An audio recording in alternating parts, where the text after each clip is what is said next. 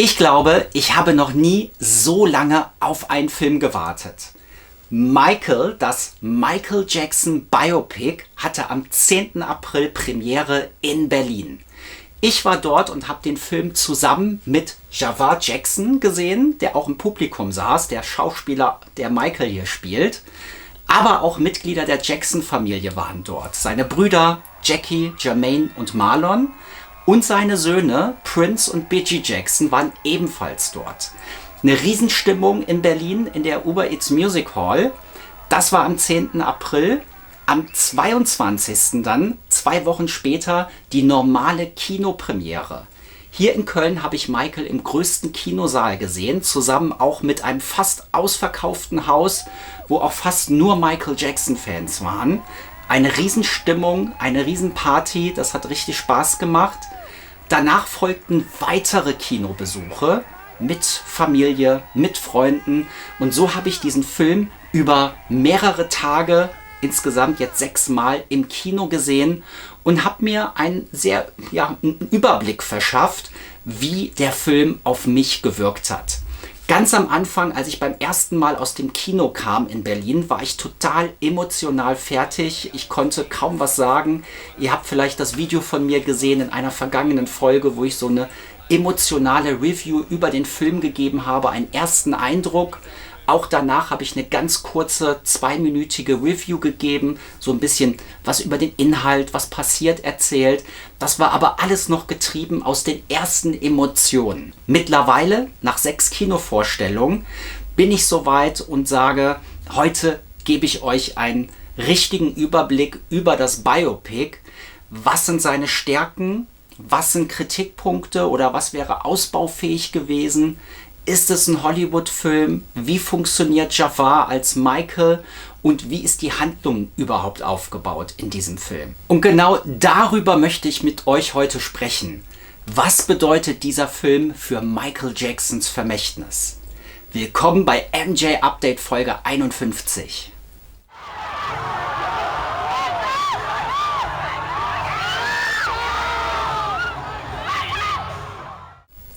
Hallo zusammen, ich bin euer Harry und ich starte direkt durch. Ja, wo fangen wir an? Am 10. April war die Weltpremiere von Michael im Kino in der Uber Eats Music Hall. Da wurde ein Kino reingebaut mit der besten Soundanlage, die man generell irgendwie hat. Das hat Steven Gätchen am Anfang angekündigt, die beste Soundanlage. Der Sound war phänomenal in dieser Uber Hall. Und in der Halle waren einfach Hunderte, Tausende Michael Jackson-Fans, die richtig mitgegangen sind. Man hat es an den Reaktionen des Publikums gemerkt, die sind mitgegangen, die haben den Dialogen und waren erstaunt, haben geschrien, haben getanzt, haben gewippt. Also das war ein richtiges Erlebnis, diesen Film in so einer Kulisse mitzuerleben, mit der Familie der Jacksons und so weiter. Also das war ein Spektakel und da empfehle ich euch auf meinem Kanal meine 4-teilige Serie über dieses Berlin-Event. Da erfahrt ihr alle Infos, wie es vor Ort war. Am 22. April war dann schließlich die normale Kinopremiere in allen Kinos in Deutschland. Und da habe ich den Film in Köln im größten Kino, Kino 4, gesehen und habe dort mit Dolby Atmo, da war ich auch direkt ein bisschen enttäuscht, weil die Tonqualität, die war miserabel, also das hat mir überhaupt nicht gefallen. Bei der Musik immer sehr laut, bei den Gesprächen immer sehr leise. Und da habe ich mir gedacht, also dieser Unterschied zu Berlin, der war frappierend. Also da hatte ich nicht mit gerechnet, dass das so eine schlechte Qualität war. Vielleicht war der Film auch noch nicht komplett ausgeleuchtet, aber mir hat das von der Tonqualität her schon mal nicht gefallen. Nichtsdestotrotz war die Stimmung trotzdem sehr gut im Kino. Es waren fast nur Fans da.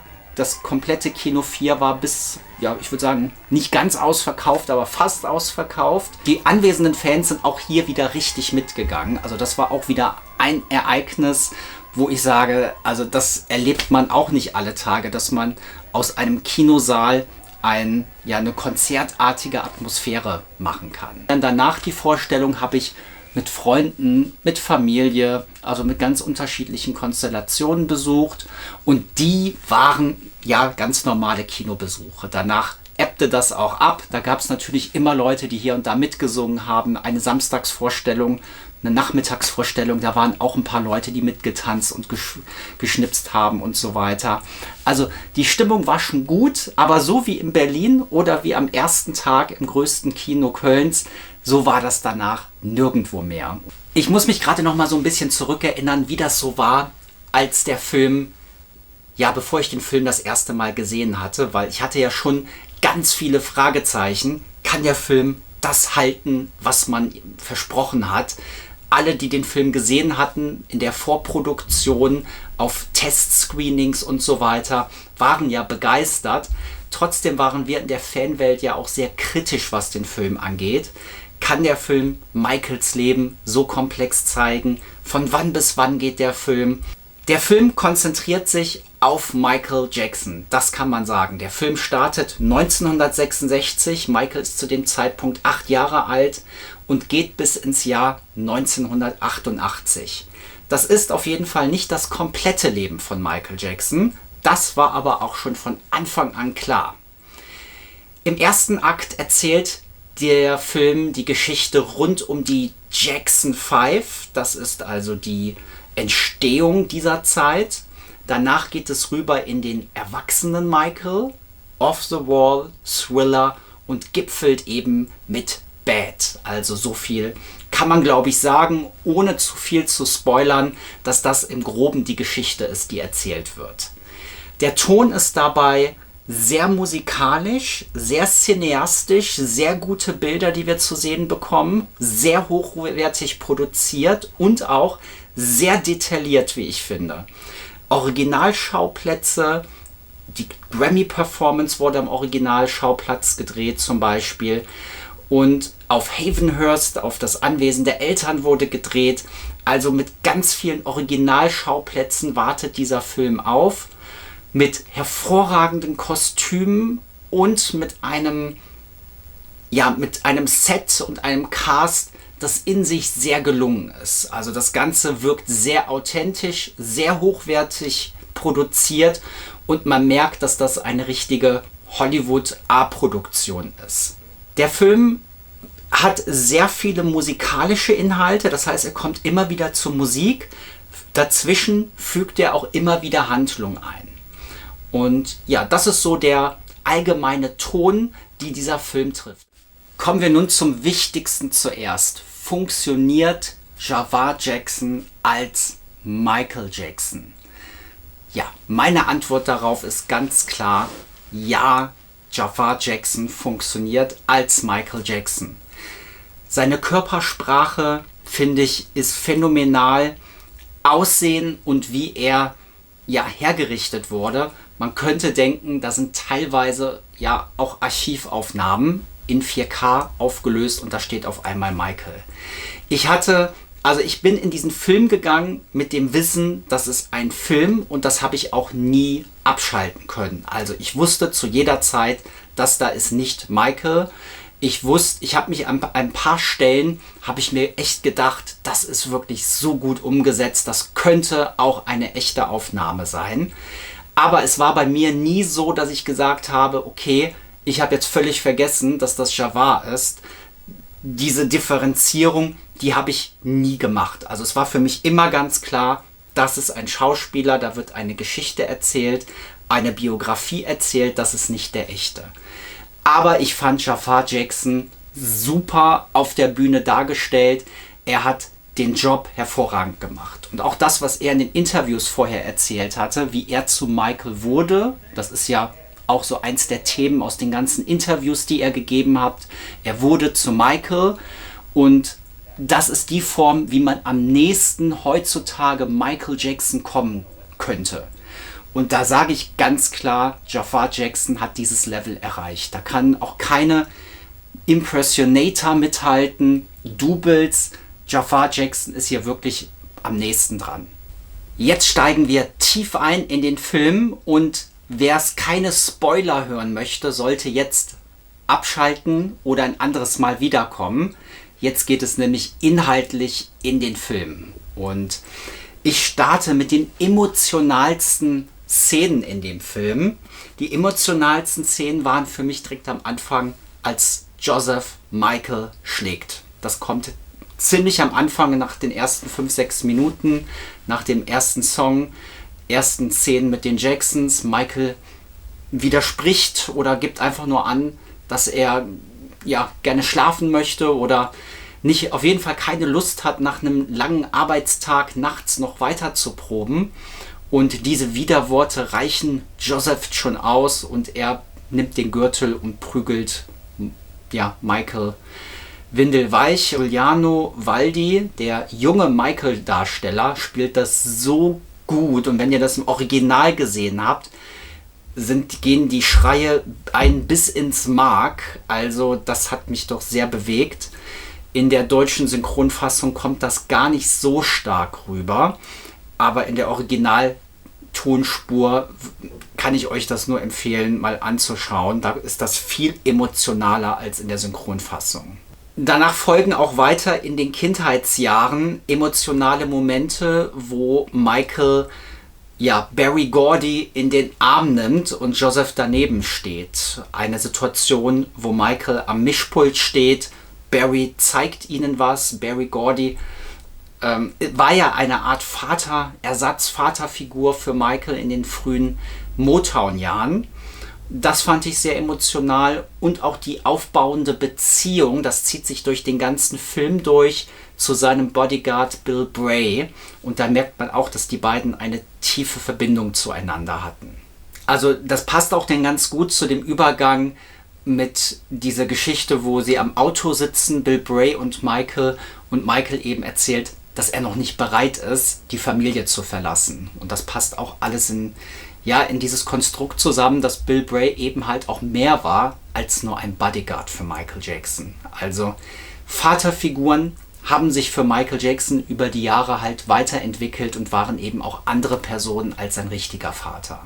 Da gibt es dann auch die Geschichte von Catherine Jackson, als Joseph die Kündigung hinhält, die er bekommen hat. Auch da reagiert auch Catherine, wie ich finde, sehr emotional dieses Szenario, dass sie ihm sagt, wenn dir das nicht passt hier, was Michael macht, dann musst du eben gehen und du hast ihm eben alles zu verdanken. Das fand ich auch ein sehr emotionaler Moment. Ein weiterer Punkt, der sehr emotional ist, eben, dass Michael Jackson auch immer wieder Kinderkrankenhäuser besucht hat. Und auch das zieht sich hier durch den Film durch. Das beginnt vorne. Bei I'll Be There wird das gezeigt, wo er eben auch schon als Junge für ein Mädchen im Rollstuhl singt, die vorne in der ersten Reihe steht oder sitzt vielmehr. Und danach besucht er auch zu Off-the-Wall-Zeiten, zu Thriller-Zeiten und auch im Burn Center, als er die Brandverletzung hatte, immer wieder Kinderstationen und Brandopfer. Und das zieht sich hier auch wie ein roter Faden durch den Film. Kommen wir nun zu den 4 lustigsten Momenten. Und dazu gehört für mich auf jeden Fall der Moment, wo Joseph das Fax bekommt. Ne, das Fax mit der Kündigung von John Branca. Fand ich sehr witzig. Danach direkt die Szene, wo eben die Situation ist mit Catherine zusammen, wo Catherine ihn sagt, wenn dir das hier alles nicht passt, kannst du eben gehen. Und Joseph verdutzt guckt, dass seine Frau ihn jetzt da so stehen lässt und im Hintergrund sieht man die Giraffe am Fenster vorbeigehen. Ein sehr lustiger Moment. Danach gab es noch die Szene wie mit dem jungen Michael, dass er sich eben nicht bewegen soll im Tonstudio beim Tanzen, weil man da zu viele Geräusche macht, wenn man sich bewegt. Das hat ja Michael auch nie abschalten können. Wer Michael sich mit seinen Studioaufnahmen beschäftigt hat, weiß, dass Michael im Studio immer sich bewegt hat und getanzt hat. Und da sagt ihm Berry Gordy, mach mal langsamer, wir hören dich. Und dann hat er versucht, krampfhaft sich nicht zu bewegen, aber er hat sich doch bewegt und das waren auch sehr lustig geschnitten. Danach folgen die Szenen, auch so ein bisschen was mit Bubbles und den Tieren. Da gibt es ja mit der Ratte die Szene, wo man das sieht, mit dem Lama, dann mit der Schlange Muscles und zum Schluss eben mit Bubbles. Und da gipfelt er natürlich in diesem Twister-Spiel, dass Michael eben Twister kauft und niemanden findet von seinen Brüdern, die Lust haben, mit ihm Twister zu spielen. Aber dann er zusammen mit Bubbles Twister spielt. Auch sehr lustig, das so darzustellen. Da ist natürlich auch eine gewisse Dramatik drin, weil das zeigt natürlich auch, dass Michael Jackson sehr isoliert und sehr einsam war, weil er eben niemanden hatte, mit denen er sowas spielen konnte. Da musste er auf Bubbles zurückgreifen. Und die letzte Szene, die ich auch sehr witzig fand, das war die Situation rund um Walter Yetnikow, wo John Branca, Michael Jackson bei ihm sitzen und darum gebeten haben, dass seine Videos auch auf MTV ausgestrahlt werden. Walter Yetnikow so ein bisschen im Zugzwang kommt und er dann sagt, oh Sally, mach mir mal ein Telefonat mit dem MTV-Chef, damit ich ihm sagen kann hier, dass er Billie Jean spielen soll. Und das fand ich auch sehr witzig umgesetzt. Die unglaublichsten Konzertszenen, die hier nachgestellt wurden, da gibt es schon sehr viel. Also da gab es natürlich die I'll Be There-Szene vorne von den Jackson 5 auf einem Jahrmarkt. Das Billie Jean-Set 1A umgesetzt bei Motown 25. Also das war richtig, richtig gut umgesetzt. Auch später Human Nature auf der Victory Tour. Das wurde fast am Stück, 4 Minuten lang gezeigt, also eine richtig schöne Aufnahme aus dem Dodgers Stadium, Abschlusskonzert der Victory Tour, danach auch das Working Day and Night und dann geht das ja über in Bad, also alles sehr gute und authentische Aufnahmen. Auch Ben von der Triumph Tour, das fand ich auch sehr gut, dass sie die Triumph Tour hier mit reingebracht haben. Da gab es ja das Live-Album auch und ja, das fand ich richtig gut, dass die hier nicht nur auf Victory Tour sich konzentriert haben, sondern auch auf die Triumph Tour. Ja, und das waren schon so die bemerkenswertesten Live-Auftritte, die hier nachgestellt wurden. Auch mit den Fan-Interaktionen im Publikum sehr gut geschnitten. Das hat mir schon richtig gut gefallen. Jetzt muss ich hier ein bisschen auf meinen Zettel schauen, weil da geht es auch ein wenig um Michael Jacksons Persönlichkeit, wie sie dargestellt wurde. Einer der Punkte, was zu Michael Jacksons Persönlichkeit passt, ist ja, dass er auch schon andere dafür beauftragt hat, unangenehme Dinge zu erledigen. Und das spiegelt dieser Film ja auch an mehreren Stellen wider. Einmal geht er nicht selbst zu Joseph und sagt, ich möchte ein Soloalbum machen. Er geht zu seinen Plattenchefs von Epic und fordert die auf, dass sie das für ihn klären sollen. Auch die Situation, wo sie bei Walter Yetnikow sitzen, weil Michael gerne auf MTV laufen möchte, übernimmt er auch, guckt zu Branca rüber und Branca stößt das Gespräch an. Bitte sorgt dafür, dass Michaels Videos auf MTV gespielt werden. Michael gibt zwar zum Schluss auch noch Nachdruck, aber er beauftragt hier auch Dritte. Auch bei dem Thriller-Video geht Michael nicht direkt zu John Landis und sagt, hey John, ich hätte das gerne so und so, sondern er geht zu einem Assistenten und bittet ihn, dass er zu John Landis geht, dass er gerne die Aufnahme in der Totale von sich haben möchte. Auch das zieht sich hier durch, auch sehr gut dargestellt, dass Michael eben nicht selbst derjenige war, der unangenehme Gespräche mit jemandem gesucht hat. Auf der anderen Seite sagt der Film aber auch ganz klar, dass Michael Jackson ein Geschäftsmann war. Er hatte die Hosen an, als es darum ging, dass Michael einen neuen Manager suchte. Er sitzt vorne am Tisch, er hatte die Runde von, 20 Geschäftsmännern um sich herum sitzen und er sucht sich letztendlich John Branca als seinen Manager aus. Und ja, das spiegelt auch die Stärke wider, die er hatte als tougher Geschäftsmann. Er konnte das schon, hat aber, wenn er seine Auswahl getroffen hat, denn doch die für sich sprechen lassen, um die noch für ihn unangenehmeren Dinge zu klären. Und das waren halt auch häufig Dinge, die eben mit Joseph zusammenhängen. Der Film zeigt auch sehr gut auf Michaels Manifestationen, also ich will der Größte sein, ich will das erfolgreichste Album haben, ich will der größte Künstler der Welt werden. Auch das ist ja belegt, dass Michael sich immer wieder Notizen geschrieben hat, dass er sich Aufkleber oder Post-its an den Spiegel gehangen hat, wo sowas drauf stand. Oder ein Manifest auf der Triumph Tour hatte er sich ja geschrieben, wie er sich sieht, wie er seine Zukunft sieht. Und der Film zeigt dann auch ganz gut auf, wie das immer unterbrochen wurde durch seine Familie. Also der Film zeigt das halt immer wieder auf durch seinen Vater, der ihn dort wieder zurückgeholt hat. Ist dann auch sehr schmerzlich zu sehen, dass Michael eigentlich doch viel früher noch viel freier sein wollte. Denn sein Vater hat ja seinem Sohn auch immer wieder klar gemacht, dass er die Money Machine ist, dass er die Geldmaschine für die Jacksons ist. Da kommt unsere Money Machine, so hat er es ja immer wieder ausgedrückt. Bei Joseph waren immer die Dollarzeichen in den Augen zu sehen, aber das war für Michael gar nicht so im Fokus. Er wollte einfach ein großer Künstler sein und mit seiner Musik die Welt begeistern. Und das sind schon zwei unterschiedliche Schuhe, während einer nur aufs Geld schaut und der andere eher das künstlerische Interesse hat. Ja, und so gibt der Film einen breiten Überblick über Michael Jackson als Person. Also ich würde schon sagen, der Film erfüllt das, dass man sagen kann, dass man aus dem Film rausgeht und sagt, okay, ich habe Michael jetzt ein bisschen besser verstanden, ich weiß, was das für ein Mensch war. Gänsehautmomente hatte ich zum Beispiel an der Stelle, wo auch Who's Loving You gesungen wird, wo Berry Gordy im Studio sitzt und Michael singt a cappella Who's Loving You und ihm fällt die Kinnlade runter, weil er das so unglaublich findet. Das ist schon richtig stark umgesetzt, das ist schon ein Gänsehautmoment. Am Ende auch die Stelle, wo man merkt, okay, jetzt hat sich Michael endlich durchgesetzt bei seinem Vater und er geht einfach an ihn vorbei, während sein Vater noch versucht, ihn zu fassen und Bill Bray dazwischen geht und ihn aufhält. Und ja, ich wünsche mir, dass es auch tatsächlich so stattgefunden hat, dass sich Michael so tatsächlich von seinem Vater emanzipieren konnte. Wie waren die Publikumsreaktionen auf den Film? Da muss ich ein bisschen überlegen, weil ich differenziere das jetzt mal einmal mit Nicht-Fans. Und für Nicht-Fans ist es sehr häufig so gewesen, dass auch die gesagt haben, ja, ich kannte viele Aspekte, die der Film erzählt. Ich habe auch vieles wieder vergessen und da fiel mir das wieder ein beim Sehen des Films.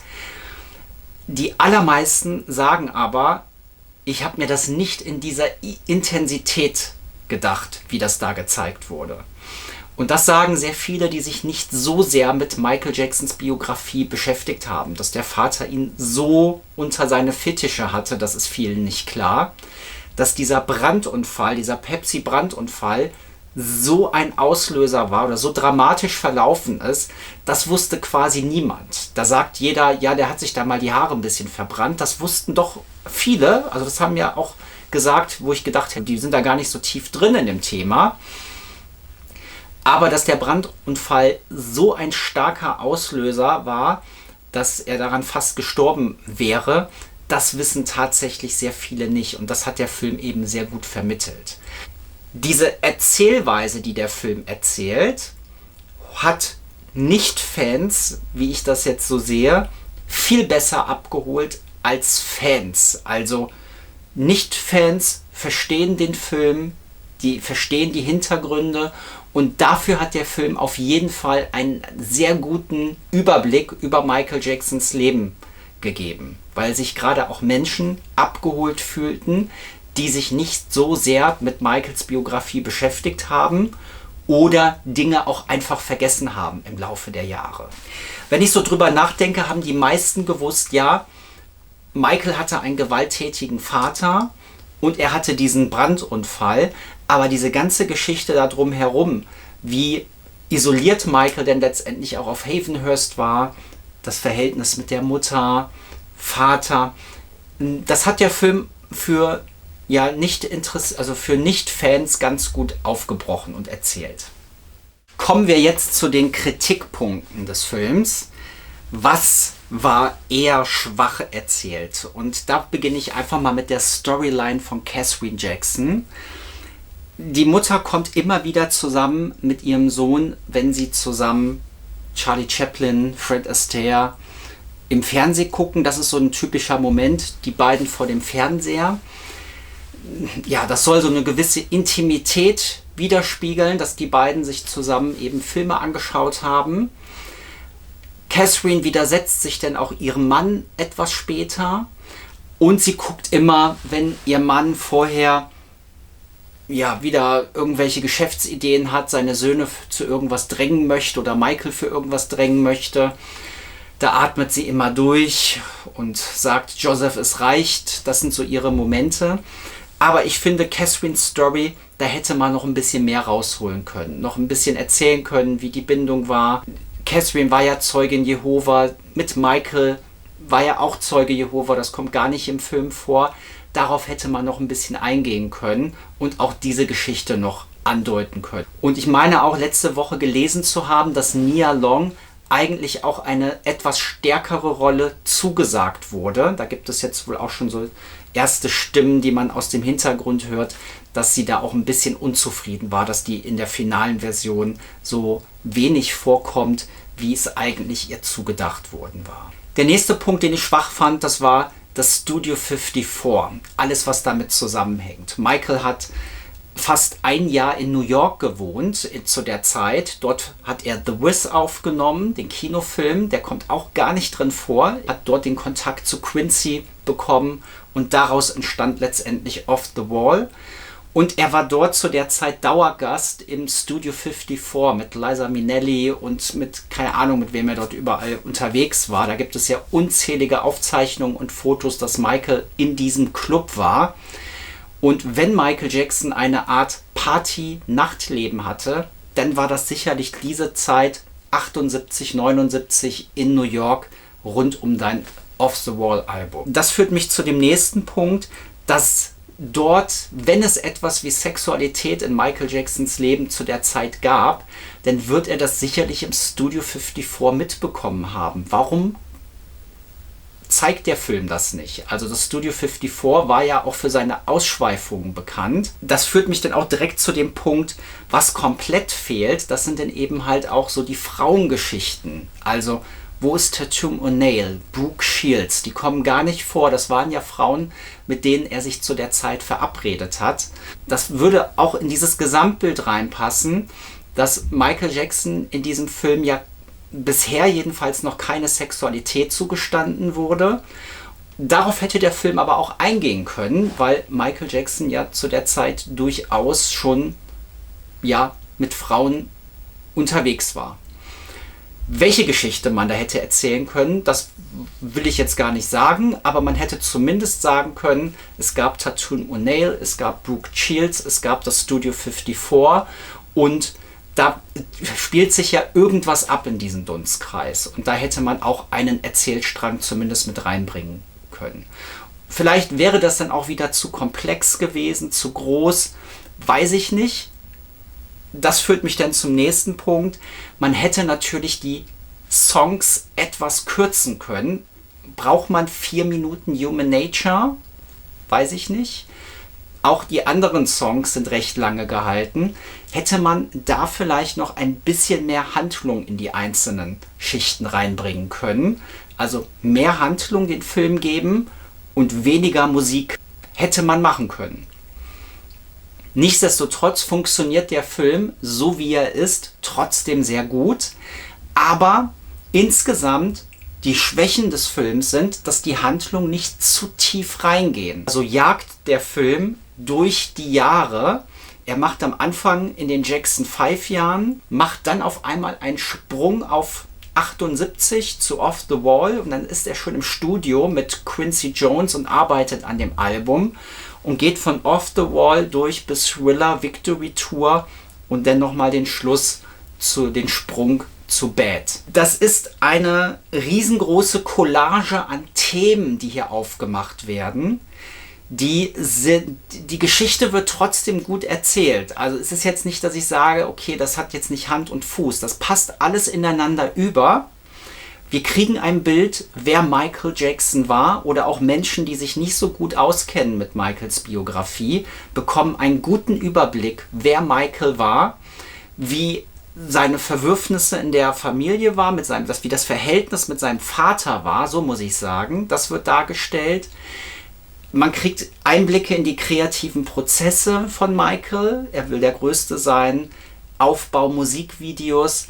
Aber der Film geht halt nicht tiefer rein. Vorne bei den Jacksons, es wird nicht erzählt, wie erfolgreich die Jackson 5 waren. Man sieht zwar, da geht die Tafel auf Platz 1, als ABC gesungen wird, Number One, und löst Let It Be vom Platz 1 ab. Aber dass die Jacksons auch insgesamt so erfolgreich waren wie die Beatles, das wird nicht gezeigt. Sie hatten ausverkaufte Hallen. In den größten Hallen vor 20.000 Zuschauern haben sie Tourneen gespielt. Auch das wird nicht gezeigt. Da wird eine Jahrmarktszene gezeigt, dass sie auf einer Kirmes irgendwo auf der Bühne stehen und singen. Auch sehr gut umgesetzt, also cineastisch sehr gut umgesetzt. Aber sie haben halt auch komplett in den Jahren 69 bis 77, 78 haben die 600 Konzerte gegeben, die Jacksons.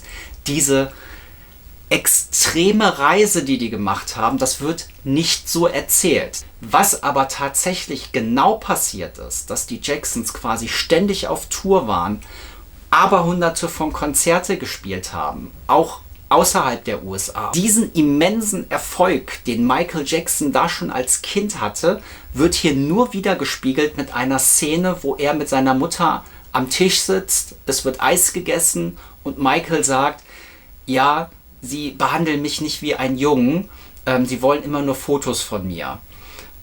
Da wird aber nicht klar, dass es auch wirklich schon so krass war, dass Michael Jackson schon so erfolgreich als Kind war. Auch seine Oscar-Nominierung wird nicht gezeigt. Er hatte mit Ben eine Oscar-Nominierung als bester Soundtrack für einen Film, für den Horrorfilm Ben. Der nächste Punkt, den ich auch eher schwach fand, das ist die Fanhysterie. Also, ich war damals dabei. Ja, es gibt diese Szenen. Menschen werden aus dem Publikum gehoben, Leute schreien wild, aber guckt euch das Karima Burana an. Diese Hysterie, diese Fan-Hysterie, die dort zu sehen ist, das kriegt dieser Film nicht 1:1 eingefangen. Der Film, es ist halt ein Film. Es ist aber trotzdem sehr gut umgesetzt, aber diese extreme Hysterie hätte ich mir noch stärker gewünscht. Also, ja, vielleicht kann man das auch gar nicht schauspielern. Da muss man ja Schauspieler finden, die das auch so nachempfinden, wie das damals war. Aber da kommt dieser Film noch nicht ganz genau dran. Da hätte man noch mehr Hysterie aufbauen können, um diese Szenen zu sehen. Diese Autoszene, wo Michael auf dem Dach steht in New York, das hat es ja so gar nicht gegeben. Das war ja in London, wo er auf dem Autodach stand. Und da war ja eine Hysterie, wo die Polizisten beschäftigt waren, die Leute zurückzudrücken und da die Menschenmassen kamen da. Also das kann man gar nicht beschreiben, das lässt sich bei diesem Film gar nicht so darstellen. Man ist versucht, nah dran zu kommen, cineastisch, sage ich wieder, gut umgesetzt, aber es trifft halt nicht so den Punkt, wie es wirklich war, wenn Michael irgendwo auftauchte. Was wirkte zu schnell erzählt? Und wenn man da diesen Film anschaut, da muss man ganz klar sagen, eigentlich wirkt alles zu schnell erzählt. Also es geht ja Schlag auf Schlag. Bam, die Jacksons im Apollo-Theater, danach Havenhurst, danach der Sprung 78 Tonstudio, Don't Stop Till You Get Enough, Bubbles kommt an und so weiter. Also das ist eine rasante Fahrt durch Michael Jacksons Leben und so kann man es halt auch beschreiben. Also ist das eine Stärke oder eine Schwäche? Also es ist eine rasante Fahrt durch sein Leben. Eine Collage, hat eine Freundin von mir gesagt, von seinem Leben, das jagt von Thema zu Thema, kommt in Teilen auch immer wieder zu Themen zurück. Die Beziehung mit seinem Vater, mit der Mutter Film, kreative Prozesse, Hits, Live-Aufnahmen und so ja, steigert sich der Film durch Michael Jacksons Leben. Der Film zeigt auch die Elemente, wo Michael Jackson Vitiligo hat. Sein Arm wird gezeigt, was mit der Weißfleckenkrankheit bedeckt ist, Vitiligo. Seine Schönheitsoperationen werden, ja, man sieht ihn bei einer Schönheitsoperation.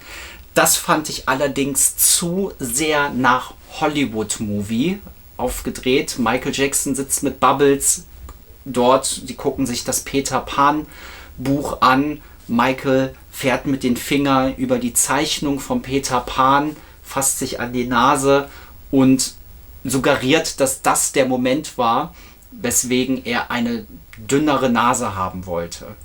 Und blendet dort Da hätte man noch ein bisschen die Hänseleien noch ein bisschen stärker mit reinbringen können, weil es war ja nicht nur Joseph, der Michael hänselte, es waren eben auch seine Brüder, die ihn hänselten, was ja auch soweit überliefert ist. Big Nose und Knollennase, wie das zu Deutsch übersetzt wurde. Ja, und das machte ja was mit Michael, schon aus Kindheitstagen. Und der Film suggeriert eben, dass eben Peter Pan die Figur war, weswegen er eine Nasenoperation haben möchte und blendet da so ein bisschen die Vorgeschichte aus. Ich fand, das kam nicht so deutlich rüber. Das hätte man noch stärker darstellen können, was diese Hänseleien mit Michael Jackson eben ausgelöst haben. Letztendlich zeigt der Film aber auch, dass Michael ja glücklich war mit dieser Nasenoperation und da auch später im Gespräch war mit seiner Schwester LaToya, die er dann auch überlegt hat, das machen zu lassen. Ob sie was gemacht hat, ich weiß es nicht. Es fehlt auch ganz viel. Wenn wir hier sehen, Diana Ross fehlt, da wissen wir jetzt auch, okay, da wurde was gedreht, das durfte aber aus rechtlichen Gründen nicht verwendet werden. Einige sagen, dass da eine Liebesbeziehung auch war zwischen Michael und Diana Ross und deshalb durfte man aus rechtlichen Gründen das nicht verwenden. Das sind nur Spekulationen, ich habe keine Ahnung, was die Gründe im Detail waren. Vielleicht gab es aber auch hier eine Liebesgeschichte, die erzählt wurde zwischen Diana Ross und Michael Jackson. Keine Ahnung, ob da was dran ist. Das sind nur Gerüchte, die gerade rumgehen, was auch insofern Sinn machen könnte, weil rechtlich gesehen das halt auch schwierig ist, weil Diana Ross ja auch deutlich älter war als Michael. Auch wenn das zu einem Zeitpunkt stattgefunden haben soll, wo Michael schon in den 20ern war. Oder? Ja, 1920 so um den Dreh. Aber auch Janet Jackson fehlt, Rebe Jackson fehlt und Randy Jackson fehlt. 3 Jackson-Geschwister kommen überhaupt nicht in dem Film vor. Sie werden komplett ausgeblendet. Sie werden nicht gezeigt. Es wird so getan, als hätte Michael nur 4 Brüder und eine Schwester. Was sind die Gründe dafür, dass die Jackson-Familie so klein dargestellt wird? Auch das ist ein Kritikpunkt, weil eigentlich hätte man ruhig die komplette Größe der Familie noch stärker darstellen können, um zu zeigen, wie diese Großfamilie, wo die herkam. In diesem kleinen Haus in Gary, Indiana, haben einfach 9 Personen gewohnt und gelebt. Und das geht in der Erzählweise auch etwas unter. Auch später, als Michael im Krankenhaus war, nach dem Pepsi-Unfall, wo sind die anderen Geschwister? Sie wären ja mit im Krankenhaus gewesen. Sie sind einfach nicht da. Als Bubbles ankommt, da hätte man auch Janet und die anderen Geschwister zeigen können. Gerade die Jüngsten, die wären doch dabei gewesen. Janet und Randy, wenn Bubbles kommt. Hallo? Also, das macht für mich überhaupt keinen Sinn, dass die nicht gezeigt wurden. Welche Gründe auch immer dafür verantwortlich sind, ich weiß es nicht. Dass Janet und Randy und Rebe fehlen, ist für mich, das stört mich am meisten. Das passt für mich nicht zusammen und das hat mich beim Wiederholungsgucken, ist mir das immer mehr aufgefallen und hat mich dann auch immer mehr gestört. Das bringt mich dann auch zu den Verwürfnissen unter den Geschwistern. Auch, also einmal, ja, Familienverwürfnisse werden ja erzählt. Sie werden immer reduziert auf Michael Jackson und Joseph, als wären sie die einzigen, die ein gestörtes Verhältnis hatten. Joseph hat aber natürlich auch die anderen geschlagen. Auch die Situation mit seiner Frau, Catherine, auch da soll es ja Affären gegeben haben. Auch das wird in den Film nicht beleuchtet. Klar kann man jetzt sagen, das ist eine Michael Jackson-Biografie. Was da mit den anderen war, spielt denn keine Rolle. Das muss ein anderer Film oder eine andere Biografie erzählen. Aber man hätte da noch ein bisschen mehr andeuten können, dass vielleicht auch mal jemand anderes Prügel bekommt. Oder man hätte auch zumindest andeuten können, dass Joseph ja gewissen Frauen nicht abgeneigt war. Bubbles wird auch zu menschlich dargestellt. Den Eindruck, das haben auch viele gesagt, die ein bisschen Kritik geübt haben, dass irgendwie das mit Bubbles, das war irgendwie...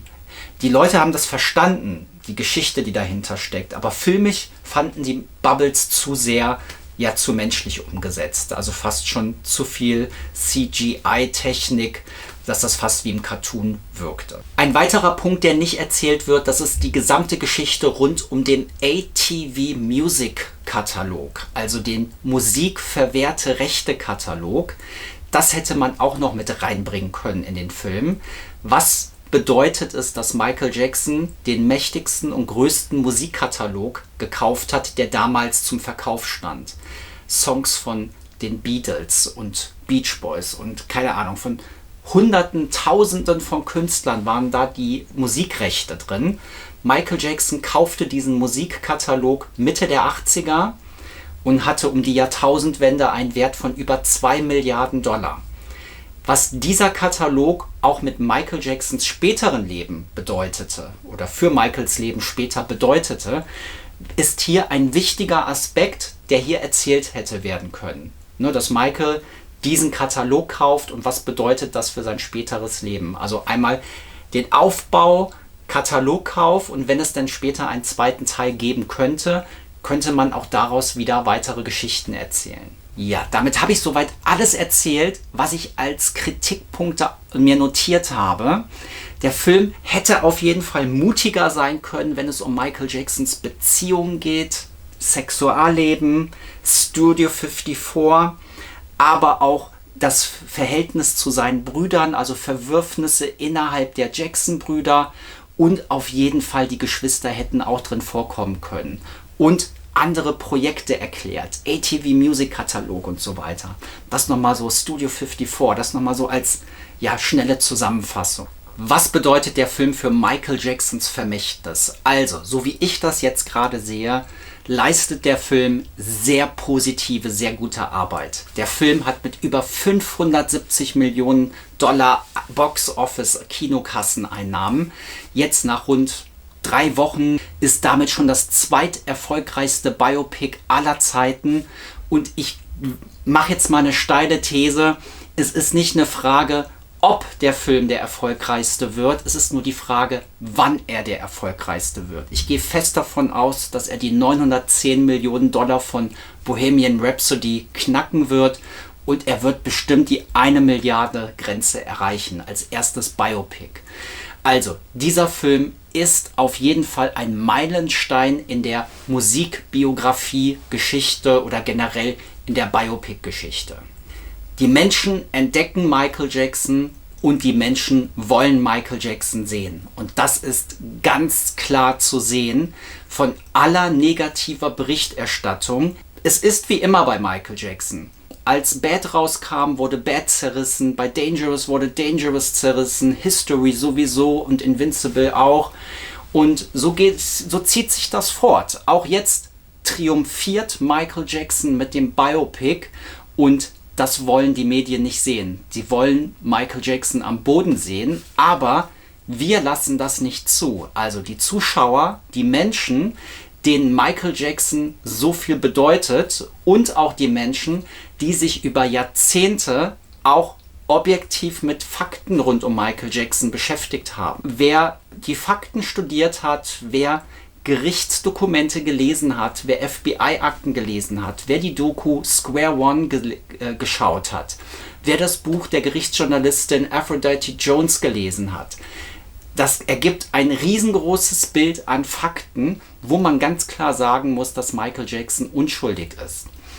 Und die Kritiker kommen immer wieder mit den Anschuldigungen, obwohl sie ja in diesem Film auch noch überhaupt keine Rolle gespielt haben. Also ganz egal, was die Fakten sagen, Michael Jackson, der Film endet 1988 und da spielten die Anschuldigungen keine Rolle.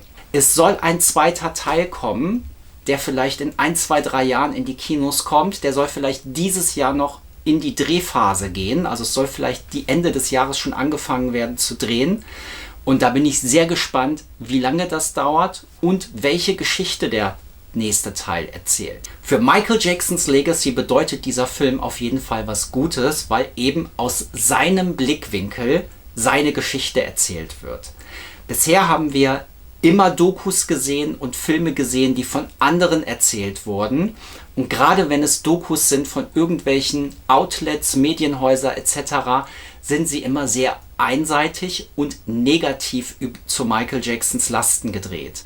Hier ist es ein Film, der vom Michael Jackson Estate gedreht wurde, den Nachlassverwaltern und wo auch die Michael Jackson Familienmitglieder als ausführende Produzenten mitgenannt wurden, Executive Producers, Jermaine, Latoya, Jackie, Marlon. Die werden alle genannt, weil sie sicherlich auch nach Anekdoten, nach Inhalten gefragt wurden. Und so hat sich dieser Film eben aufgebaut. Auch Prince und Beachy wurde, glaube ich, auch genannt, weiß ich gerade nicht, aber Prince auf jeden Fall, Michael Jacksons Sohn, ist hier auch mit als ausführender Produzent genannt. Und ja, damit ist es ein Film, der komplett aus Michael Jacksons Blickwinkel erzählt wurde.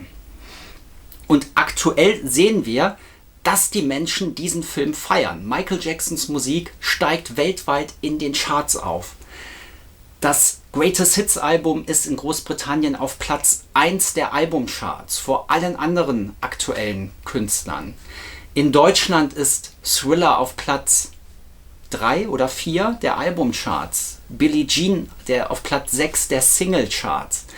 Auch Bad, Number Ones, der Soundtrack zum Film ist in den Charts. History, Off the Wall und noch ein 6. Album. Also es sind insgesamt 6 Alben in den deutschen Top 100 von Michael Jackson und 7 oder 8 Songs.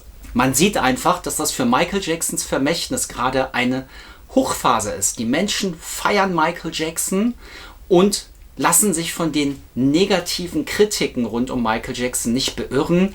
Und seien wir doch mal ehrlich, das war doch schon immer so, dass die Medien Michael nie mochten, aber die Menschen mögen Michael und sie feiern ihn und darauf kommt es doch letztendlich an. Und in dem Zusammenhang darf man auch nicht vergessen, dass die Menschen auch durch diesen Film Michael Jackson besser verstehen lernen. Sie gehen auf die Gründe ein, warum er Schönheitsoperationen hat machen lassen. Die Hauterkrankung wird beleuchtet, was das mit ihm gemacht hat. Benocrin-Creme wird hier genannt, eine Creme, die Vitiligo-Patienten nehmen, um die Haut im Einklang zu bringen. Wir haben in dem Film sein Verhältnis zu Tieren, die er sich aufgebaut hat, um dann auch später zu verstehen, dass er sich Privatzoos gehalten hat. Auch seine Besuche in Kinderkrankenhäusern, dass er auch sein ganzes Leben lang vorangetrieben hat und unterstützt hat. Und seine Spendenbereitschaft, sein kreativer Prozess mit Bandenkriminalität, so Beat It zum Beispiel, seine Markenzeichen, Hut, Glitzerhandschuh und so weiter. Also dieser Film bietet einer Generation, bringt sie Michael Jackson näher und für Menschen, die nochmal verstehen wollen, was war das für ein Mensch, bietet er auch in gewisser Weise Antworten, die sehr schnell sind.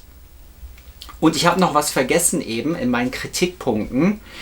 Es fehlte nämlich auch noch ein paar Erklärungen, wer ist. Weil jemand, der nicht so tief in der ganzen Materie ist, also wer nicht Fan ist wie ich und wahrscheinlich ihr, der wird wahrscheinlich nicht wissen, wer Berry Gordy war. Also, dass das der Motown-Chef war. Wirklich vorgestellt werden nur Suzanne de Pass, die ja die PR-Beraterin bei Motown Records war, mit ihrer Visitenkarte. Und John Branca, der Michael Jacksons Anwalt ist und auch im Michael Jackson Estate der Verantwortliche ist, der mit John McClane und Karen Langford den Michael Jackson Estate leitet. Und damit werden diese Personen noch am deutlichsten vorgestellt. Wer aber jetzt Quincy Jones ist oder Berry Gordy oder andere Personen, mit denen Michael unterwegs war, das wird hier nicht so beleuchtet. Bill Bray wird auch noch vorgestellt. Okay, 3 Personen werden vorgestellt, aber andere Personen werden weniger. Da jagt der Film ebenso durch. Aber das habe ich ja schon mehrfach besprochen. Mein persönliches Fazit zu Michael. Ja, wie ist mein Fazit? Also, Michael ist für mich auf jeden Fall eine 10 von 10. Also ich bewerte ihn mit der Bestnote. Er ist ein cineastisches Erlebnis, auf jeden Fall. Also auch wenn ich eben natürlich Kritik und Schwächen geäußert habe, ist mir natürlich klar, dass dieser Film nicht alles erzählen kann. Wir haben nur 2 Stunden Zeit, 2 Stunden 10. Klar, er hätte auch 2 Stunden 20, 30 gehen können. Vielleicht kriegen wir jetzt ja noch eine Bonusversion oder eine Director's Cut Version, die noch mal ein bisschen länger ist. Also es heißt schon, dass es da eine Bonusversion geben soll mit Extramaterial. Ich hoffe, da wird eine längere Version drin sein. Mal schauen, ob das kommt. Aber man hätte natürlich ein bisschen was mehr erzählen können oder noch ein bisschen ausführlicher erzählen können und dafür die Gesangsparts noch ein bisschen reduzieren oder streichen können. Aber trotzdem ist der Film gelungen, und wenn ich die Reaktionen sehe von Menschen, die nicht Fans sind, bin ich vollstens zufrieden mit dem Film. Menschen verstehen Michael Jackson durch diesen Film besser. Menschen haben mir gesagt, ich verstehe, warum du Fan bist, oder jetzt kann ich auch verstehen, warum du so ein krasser Michael Jackson Fan bist, habe ich gehört. Und damit hat dieser Film eine gewisse Aufgabe erfüllt. Er bringt den Menschen Michael Jackson näher. Die Menschen, die ihre vorgefertigte Meinung haben zu Michael Jackson, die wird man auch nicht überzeugen. Ich bin ja auch nie unterwegs und will jemand bekehren. Jeder soll das glauben, was er glauben möchte. Aber dieser Film wird auf jeden Fall Menschen näher bringen, die bereit sind, sich darauf einzulassen, Michael Jackson zu verstehen. Und auch zu verstehen, warum es so viele Menschen gibt, die Michael Jackson unterstützen, gut finden und Fans sind. Und dafür ist dieser Film auf jeden Fall gelungen, sehr gut aufbereitet, sehr gut gefilmt, tolle Schauspieler. Ich muss auf jeden Fall Jafar loben für diese Rolle und auch den jungen Michael, Giuliano Valdi Crew heißt er, die beide außergewöhnlich gut Michael Jackson verkörpert haben. Auch Joseph Jackson, der hier gespielt wird von Coleman Domingo, ist richtig guter Schauspieler, und Joseph nehme ich hier ihn zu 100% ab, dass er so geguckt, so agiert hat. Also ja, spektakulär. Auch Nia Long finde ich super Schauspielerin, super dargeboten. Auch die anderen Schauspieler, LaToya Jackson, Suzanne The Pass, die Brüder. Also ich finde, bis in den Cast hinein sehr gut umgesetzt. Ihr merkt, ich bin auf jeden Fall begeistert. In dieser Review geht es ja natürlich um das Gesamtbild von Michael. Da gibt es die guten Seiten und es gibt die Kritiken. Und auch ich sehe die Kritiken, aber ich würde niemals hingehen und sagen, das ist ein schlechter Film. Wir haben die Rotten Tomatoes Bewertungen gesehen, da haben Kritiker den Film zu Beginn mit nur 22-24% bewertet von 100. Also ein richtig schlechter Film. Und da muss man ja auch sagen, dass Lionsgate und Graham King und Antoine Fuqua und auch die Schauspieler, das sind ja keine schlechten Filmemacher und keine schlechten Schauspieler. Wie kann man das so schlecht bewerten? Und die bewerten nicht den Film schlecht, die bewerten ihre Person Michael Jackson schlecht. Das ist ein persönlicher Feldzug gegen Michael Jackson, diese schlechten Kritiken. Und deshalb kann ich die nicht ernst nehmen. Michael Jackson ist ein Ausnahmekünstler und das wird durch diesen Film auf jeden Fall klar. Was jetzt folgt danach ist eine Fortsetzung. Michael 2 wird in die Kinos kommen. Soweit ich das alles bis jetzt verfolgt habe, ist die Fortsetzung bestätigt. Dreharbeiten sollen Ende dieses Jahres schon beginnen oder nächstes Jahr.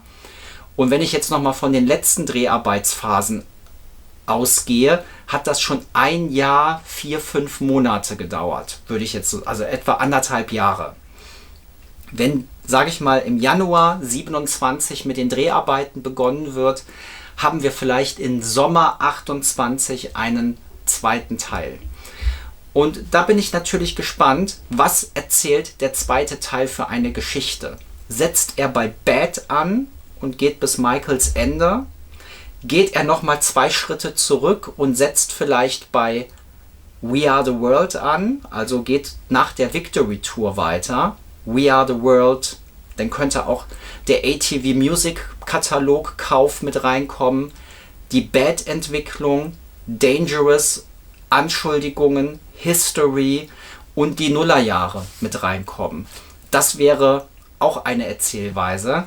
Wobei wir ja wissen, dass es bei den Anschuldigungen auch rechtliche Probleme gibt, dass man das nicht zeigen darf. Also der Name der beschuldigten Familie darf man von der Michael Jackson Seite aus nicht in einer Michael Jackson Produktion nennen. Das können andere Dokumentationen machen, die aber nicht von der Jackson-Familie unterstützt sind. Gibt es ja auch, wie Square One zum Beispiel, habe ich eben schon mal angesprochen. Michael Jackson Square One befasst sich sehr ausführlich mit den Anschuldigungen 1993. Ich fände es natürlich schade, wenn diese Anschuldigungen nicht in den Film vorkommen, weil die gehören zu seiner Biografie. Und die müssen auch erzählt werden, und zwar aus der Seite von Michael Jackson. Und ich hoffe, der Estate kriegt das irgendwie hin, dass diese Geschichte auch mitverarbeitet werden kann in einem zweiten Teil. Ja, das ist mein persönliches Fazit. Ich bin begeistert. Jetzt bin ich auf eure Meinung gespannt. Schreibt doch mal in die Kommentare rein, wie ihr den Film fandet. Wie steht ihr zu Michael, zu der Biografie? Wie hat euch der Film abgeholt? Was habt ihr empfunden, als ihr Michael das erste Mal im Kino gesehen habt? Ja, lasst uns in den Kommentaren gerne weiter darüber diskutieren und folgt mir gerne, wenn euch mein Kanal gefällt. Ja, ich mache auf jeden Fall weiter, es macht mir Spaß. Und mit diesen Gedanken verabschiede ich mich jetzt gerade. Wir sehen uns wieder bei MJ Update 52 oder bei irgendeiner Merch-Folge. Wir sehen uns. Macht's gut. Ciao.